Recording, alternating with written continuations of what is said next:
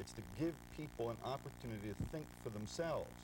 What happens is that most of us think that our very strongly held beliefs, you know, those things that we hold, our opinions that are very strong, we think that that's thinking for ourselves, but it isn't really. The ability to think for yourself really means the ability to think something that you haven't thought before, to think outside the allowable range of thoughts rather than just inside the allowable range of thoughts. Let's take a very practical circumstance, or one at least that I face every day. Every day in coming into the station, everyone who works here walks through the Tenderloin. You know, we walk over broken wine bottles, maybe pools of blood left from the night before, vomit, you know, whatever. And it's something that we never quite get used to, but we accept the fact that it's there.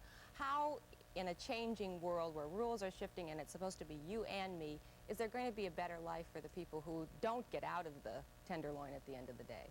There's a very good point about that, and a good opportunity to examine one of the shifting rules.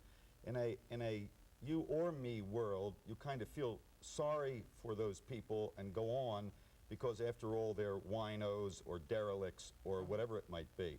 In a you and me world, and of course everyone would have to think this out for themselves, but as I've thought it out for myself, the way I see it is that every human being has value, and that one of the rules in a you and me world is to treat each human being as though they are valid, as though they have value.